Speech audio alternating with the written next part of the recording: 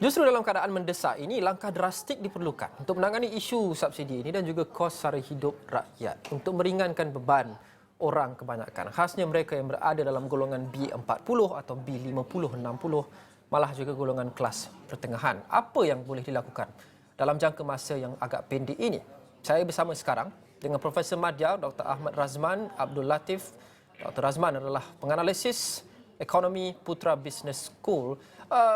Prof, kita lihat ini adalah seolah-olah catch-22 situation untuk kerajaan. Kita faham antara sebab subsidi dihapuskan ataupun harga siling dimansuhkan adalah kerana ia juga membebankan golongan peniaga. Ramai golongan peniaga ayam yang mengatakan harga siling RM8.90 sekilogram tidak mampan untuk mereka, malah mereka mencatat kerugian. Jadi kerajaan perlu melihat kepada dua. Satu sudah tentu adalah rakyat, satu lagi juga perlu menjaga supaya peniaga juga tidak gulung tikar yang tak bagus untuk ekonomi negara.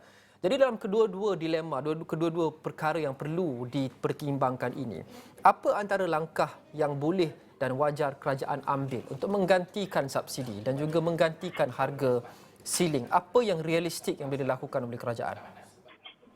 Ya, Luman, apa yang kita lihat sekarang adalah betullah dilema yang dihadapi oleh kerajaan peniaga, iaitu jika situasi yang sama berterusan, maka di sudut kerajaan ia akan memberi beban tambahan kepada kerajaan dari segi perbelanjaan untuk subsidi, dan pada masa yang sama untuk peniaga akan lebih terkesan dengan kenaikan kos dan harga siling yang ditetapkan, menyebabkan mungkin pendapatan mereka juga akan lebih terjejas.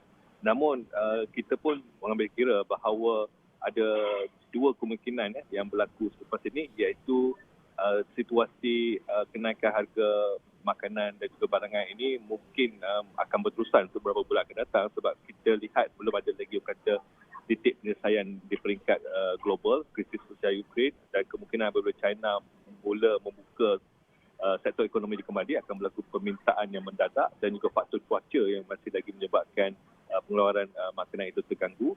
Dan ini jika berlaku berterusan akan menyebabkan kerajaan akan menampung perbelanjaan yang lebih tinggi, peniaga akan lebih tertekan. Pada masa yang sama, kita lihat juga bahawa rakyat sudah mula menyuarakan ketidakpuasihatian dan juga kerisauan kebimbangan bagaimana untuk mendepani situasi apabila tidak ada lagi harga siling ditetapkan untuk beberapa makanan asas ini. Oleh itu, apa yang perlu dilakukan sekarang dalam masa terdekat ini, berikutan banyak kebimbangan yang telah berlaku, ialah untuk kerajaan dengan segera mengeluarkan langkah inisiatif ataupun plan tindakan yang akan disampingkan dengan keputusan untuk tidak meletakkan harga siling. Sebagai contohlah, kalau kerajaan ada menyebut bantuan bersasar akan diberikan kepada B40, memang kita mahu lihat perincian mekanisme bagaimana bantuan secara langsung itu diberikan, tetapi bagaimana pula dengan golongan M40, kerana kerisauan di sini anggapan bahawa yang terjejas hanya B40, tetapi kita faham mungkin sebenarnya kita tidak ada lagi B40, M40, mungkin kita ada B80, iaitu majoriti penduduk terjejas. Dan inilah yang harus juga diperjelaskan, sebenarnya bukan hanya golongan rentan atau B40, bagaimana rakyat Malaysia semuanya dapat sesuatu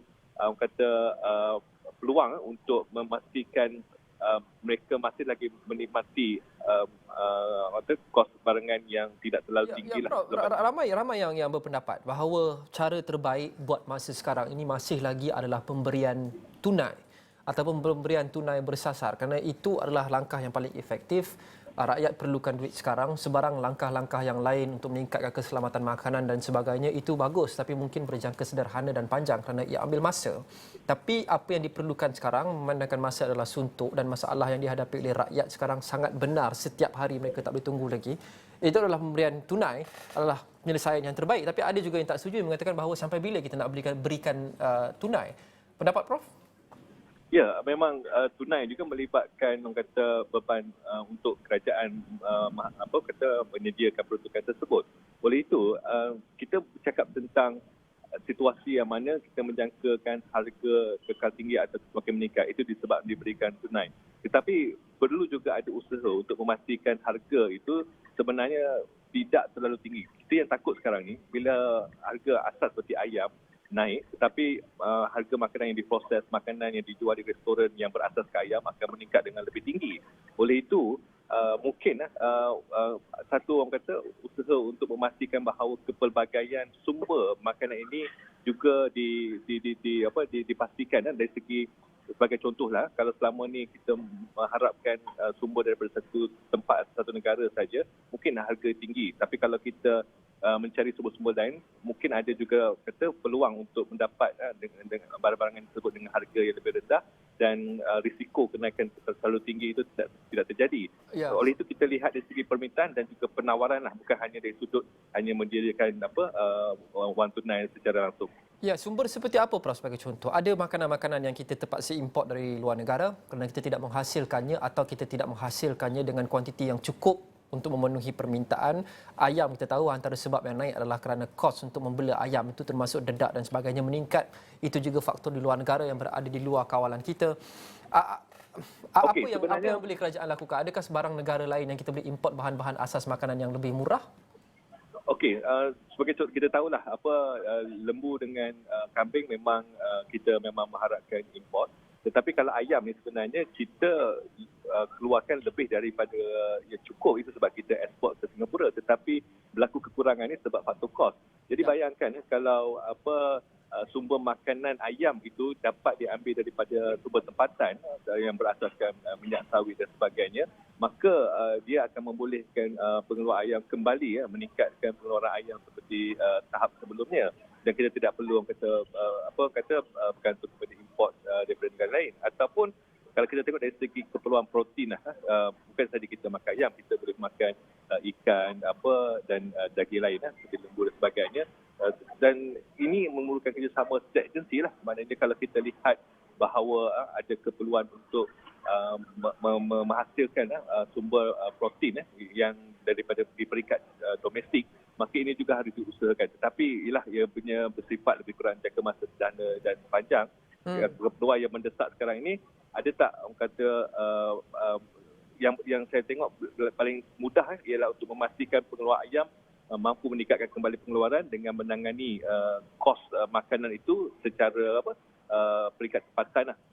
Ya, tapi itu juga mungkin mengambil sedikit masa, Prof. Tetapi jadi jangka masa pendeknya ataupun yang boleh dilakukan sekarang, ramai yang mengatakan seperti yang saya sebut sebentar tadi, memerlukan pemberian subsidi atau tunai secara langsung pada golongan yang memerlukan. Adakah Prof merasakan bahawa langkah spontan yang boleh diambil sekarang masih lagi itu langkah yang terbaik?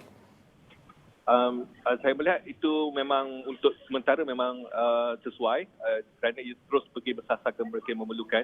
Cuma kerisauan saya di sini berlakunya satu golongan yang terlepas pandang, yang maknanya mereka sebenarnya memerlukan tetapi tidak dapat bantuan yang dimaksudkan itu. Oleh itu, mungkin pengumuman yang lebih orang kata terperinci harus dibuat secepat mungkin supaya jika ada ruang untuk membantu golongan yang terlepas pandang ini dapat dilaksanakan dengan segeralah. Ya, baik. Prof, terima kasih Profesor Madya. Dr. Ahmad Razman Abdul Latif, penganalisis ekonomi Putra Business School. Kita berhenti seketika.